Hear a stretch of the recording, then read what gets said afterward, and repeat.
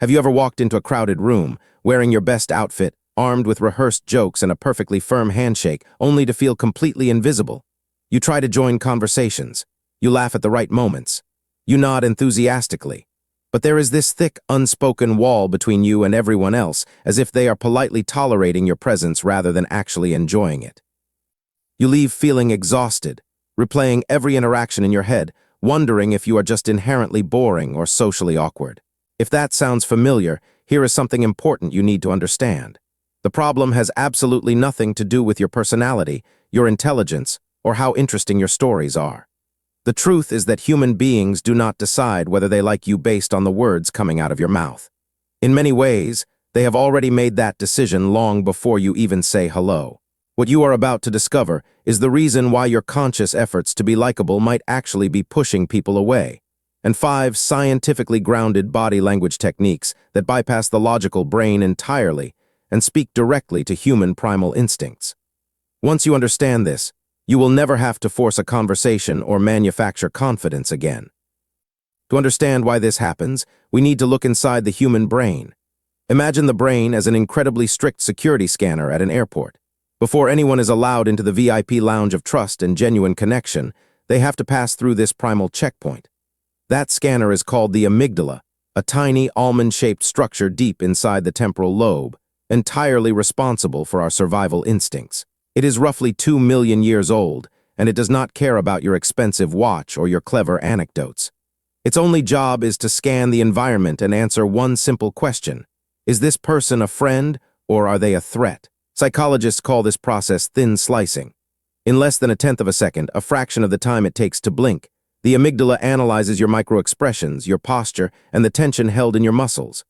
If you walk into a room feeling anxious, trying too hard to impress people, your body physically betrays that effort. You might unconsciously cross your arms, stuff your hands in your pockets, or force a rigid, unnatural smile. You might think you look composed and mysterious, but to the other person's amygdala, these are warning signals. Their brain registers you as a potential threat because you appear to be concealing your vulnerable areas. They will feel a sudden, inexplicable urge to create distance, and they will not even know why. They will simply say the two of you did not click. But what if you could work with this system instead of against it? What if you could send specific physical signals that gently quiet the amygdala and encourage the release of oxytocin, the neurochemical responsible for bonding and deep connection? That is exactly what we are going to explore. 5 unconscious body language triggers that make people feel drawn to you without you having to say a single word. These are the micro-habits used by skilled negotiators, charismatic leaders, and the most naturally magnetic people in any room. Let us begin with the first technique, the distance signal. Before you even open your mouth, when you are standing 10 feet away from someone across a crowded room, your brain is already communicating with theirs. The very first psychological tool to make someone warm to you instantly is what behavioral scientists call the eyebrow flash. Many people believe that walking into a room with a serious, stoic expression conveys confidence and high status. Looking unbothered, they think, is the peak of charisma. But here is the reality. To the human brain, a completely neutral, expressionless face is actually interpreted as a negative signal. It reads as coldness or even potential hostility. There's a micro-expression that takes exactly 1/5 of a second to perform, and it completely disarms whoever is looking at you. It is a rapid, subtle raising and lowering of the eyebrows the moment you make eye contact with someone. Think about what you naturally do when you spot a close friend across the street. You do not stare blankly. Your eyes widen slightly, and your eyebrows lift for just a split second before you wave or say anything. This is a universal human gesture of recognition and friendly intent. Researchers have observed it in isolated communities across the globe, including tribes in the Amazon with no contact with the outside world. When you give a stranger an eyebrow flash, their brain subconsciously registers you as a familiar, safe presence. It sends a signal that says, "I see you. I acknowledge you. I am not a threat." It is the nonverbal equivalent of a warm welcome. You can practice this easily. The next time you are in a coffee shop or walking into work, when you catch a colleague or a barista glancing at you, do not look away quickly. Hold eye contact for 1 second, give a very subtle eyebrow flash, and then look away or smile. You will be surprised at how often they instantly soften and smile back, their defenses dropping without either of you exchanging a word. Now, what happens when you actually move closer and the conversation begins? This next point is probably the most misunderstood aspect of human interaction, and it revolves around something you do dozens of times every day. We are talking about the smile. You might be thinking, I already know how to smile. But there is a significant difference between two types of smiles, and most people are relying on the wrong one. For years, many socially anxious people make the same mistake. Wanting to appear warm, they force the corners of their mouth upward whenever they talk to someone. They think they are projecting friendliness, but in photographs and reflections, that expression often looks tense, almost strained. That is what researchers call a pan-AM smile, named after the perfunctory grins of airline flight attendants in the 1960s. Polite, rehearsed, and ultimately unconvincing. When you give someone a fake smile, their brain actually registers it as deceptive. The amygdala detects that your facial muscles are not moving naturally, and it quietly signals, this person is performing an emotion. What else might they be concealing? A genuine smile is something entirely different. It is called a Duchenne Smile, named after the French neurologist who first mapped the muscles of the human face. A Duchenne smile does not just engage the zygomatic major muscle in your cheeks. It also engages the orbicularis oculi, the muscle that encircles your eyes. When you are truly smiling, your cheeks push upward and the skin at the corners of your eyes crinkles. Those are the lines commonly called crow's feet, and they are the hallmark of authentic joy. Here is the remarkable part. You cannot consciously contract the orbicularis oculi unless you are genuinely feeling a positive emotion. Your brain knows this. When someone sees those eye crinkles, their mirror neurons, brain cells that fire both when you perform an action and when you observe it in someone else, activate immediately. They feel a version of what you are feeling. A flood of dopamine and endorphins follows, and suddenly they feel good simply by being near you.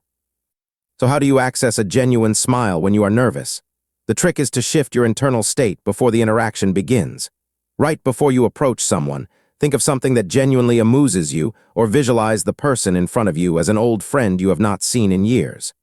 That small mental adjustment is often enough to produce the real eye crinkle, and with it, a completely different first impression. Now we arrive at a principle that surprises most people. You can have excellent eye contact and a warm, genuine smile and still hit a wall in conversation if you are not paying attention to this next element. The third technique is about what you do with your hands and wrists. Returning to our security scanner analogy, throughout human evolutionary history, the fastest way to be harmed was to allow a stranger with a concealed weapon to get too close. As a result, the human brain evolved to constantly monitor the hands of those nearby.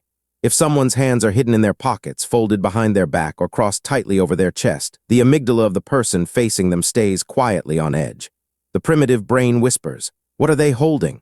What are they hiding? Arm crossing is incredibly common and often feels like a comfortable, neutral position. But physically, it creates a closed barrier across the vital organs and unconsciously signals to others that you are guarded and inaccessible. When people stop crossing their arms and keep their hands visible, the change in how others respond to them is often dramatic. To go even further, try deliberately exposing your palms and the inside of your wrists when you gesture. The inside of the wrist is one of the most anatomically vulnerable parts of the human body. The radial artery runs close to the surface there. Exposing it is a subconscious act of trust.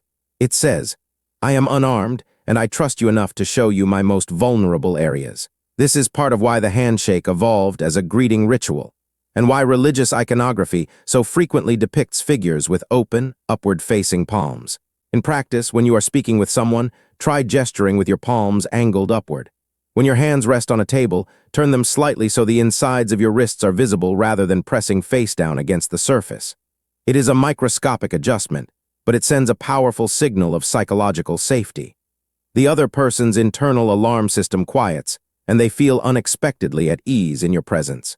The fourth technique might be the most elegant of all, and it is almost guaranteed to make someone feel deeply heard and valued, even without a single word. It is the subtle head tilt. You have likely noticed what a dog does when you speak to it in a warm, animated voice. It tilts its head to the side. Humans do the same thing when they are genuinely engaged in something that moves them. When you keep your head perfectly upright and rigid while someone is speaking, it signals dominance, emotional distance, even judgment.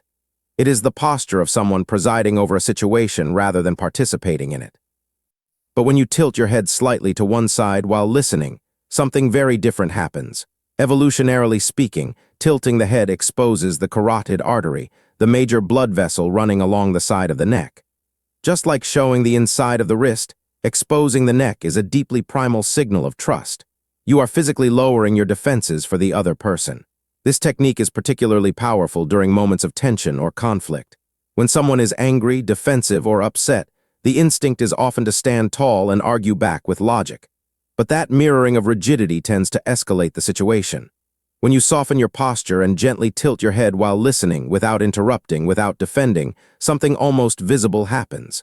The anger drains. It is very difficult for the human brain to sustain a high state of aggression when the person across from it is displaying a primal signal of empathy and openness. When someone shares something personal or meaningful with you, a slow, steady nod combined with a slight head tilt communicates something rare in modern life: your complete, unguarded attention.